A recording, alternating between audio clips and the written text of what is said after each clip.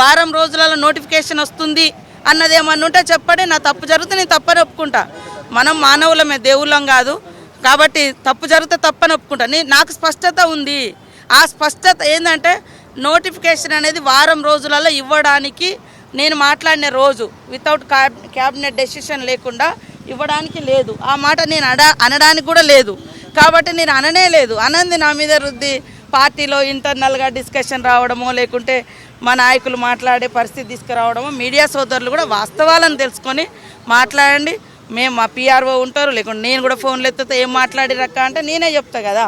కాబట్టి ఇప్పుడు మరి ఎన్నికలకి మీ ప్రభుత్వం కానీ మీ పార్టీ కానీ సంసిద్ధంగా ఉందా ఎప్పుడు ఎదుర్కోవడానికి? మా పార్టీ కానీ మా ప్రభుత్వం ఎప్పటికీ ఉన్నది. మనకు తెలుసు కదా 42% బీసీ రిజర్వేషన్ కోసం కులగణన చేపట్టాలని కులగణన ఒక యజ్ఞంలాగా చేసి మరి ఆ ఫలాలను కూడా బీసీ వర్గాలకు అందించాలన్నటువంటి లక్ష్యంతో అక్కడ రాహుల్ గాంధీ గారి పోరాటం, ఇక్కడ సీఎం గారు రేవంత్ రెడ్డి గారి యొక్క చిత్తశుద్ధిని కూడా వారు చిత్తశుద్ధితో పనిచేసి మరి అసెంబ్లీలో కూడా మనము బిల్ పెట్టడం జరిగింది. ఇవన్నీ అయినాయి. అంతిమంగా ఈరోజు నిర్ణయానికి వస్తామేమో అనుకుంటున్నాం. అదే ఇవ్వలేదు. దాన్ని ఎట్లా చేయాలనేది క్యాబినెట్లో నిర్ణయం తీసుకుంటాము. ఎందుకంటే గ్రామాలలో మీరే చూస్తున్నారు, కొంతమంది రోడ్ల మీదకి వచ్చి ఎలక్షన్ పెట్టండి అంటారు, ఒకరేమో ఇది చేయకుండా ఎట్లా పెడతారు అంటారు, ఒకరేమో వచ్చి ఊళ్ళల్లో ఇది మరి సర్పంచుల ఎలక్షన్స్ లేక పైనుంచి రూపాయి వస్తలేదు, బిల్స్ వస్తలేవు, సెంట్రల్ గవర్నమెంట్ నుంచి రూపాయి వస్తలేదు. గ్రామాలలో కొద్ది ఇబ్బంది ఉంది. పంచాయతీరాజ్ శాఖ మంత్రిగా నేను కూడా చూస్తున్నా. ఉద్యోగుల మీద కూడా కొద్దిగా ప్రెషర్ అవుతుంది. సర్పంచులు ఉంటేనేమో కొంత వాళ్ళు వీళ్ళు కోఆర్డినేషన్లో జరుగుతుంది, కొద్దిగా నిర్ణయాలు తీసుకునే కాడ కూడా ఈజీగా ఉంటుంది. కాబట్టి 2 నాలుకల ధోరణి కూడా కొంత రాజకీయ ప్రయోజనాల కోసం మాట్లాడేటువంటి వాళ్ళు తోడేళ్ళు వచ్చి ఇవాళ ఏదో డ్రామాలు చేస్తున్నారు. వాళ్ళు తోడేళ్ళే 5-10 సంవత్సరాల దాకా ఏ బీసీలకు ఏ అట్టడుగు వర్గాలకి అవకాశాలు ఇవ్వలే, రిజర్వేషన్ల గురించి ఆలోచించలే, కనీసం ఆ ఉన్న రిజర్వేషన్ కూడా అమలు చేయకుండా రకరకాల కుట్రలు చేశారు వాళ్ళ గతంలో. కాబట్టి కుల గణనను కూడా వ్యతిరేకించినటువంటి పార్టీ వాళ్ళు వచ్చి మాట్లాడితే ఎవరు హర్షించరు. మా పార్టీ కానీ మా ప్రభుత్వం కానీ ఎప్పటికీ సిద్ధంగానే ఉంది.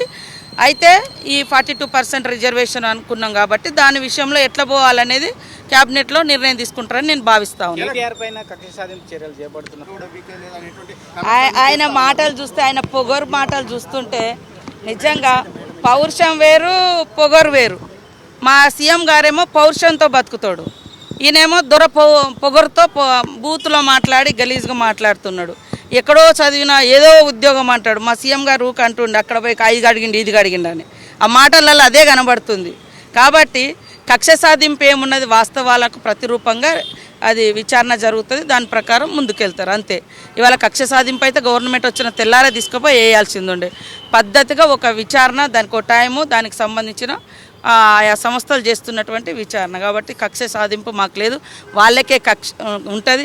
కక్షలు కార్పుణ్యాలు ఎవరు మాట్లాడద్దు, ఎవరు ఉండొద్దు అని అందరినీ తొక్కివేసి మేమేదో రాజ్యం వెళ్తాం అనుకుంటారు. కానీ అంతిమంగా ప్రజలే నిర్ణయితలు కాబట్టి అందరం ప్రజల అభిప్రాయానికి అనుగుణంగా పనిచేయాల్సింది.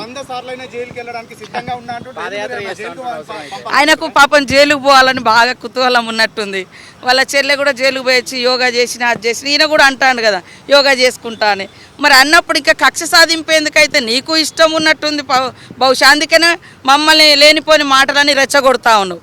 మా సీఎం గారు ఏం రెచ్చిపోకుండా నిమ్మలంగా ఇది ఏ రకంగా అది మూమెంట్ అవుతుందో, ఏ రకంగా ల్యాండింగ్ అవుతుంది, ఏ రకంగా టేకాఫ్ అవుతుందని అంటే లీగల్గా ఉండే అటువంటి అనేక రకాల అంశాలను దృష్టిలో పెట్టుకొని సీఎం గారు ముందుకెళ్తా ఉన్నారు, ప్రభుత్వం ముందుకెళ్తుంది. మాకేం కక్ష సాధింపలేదు.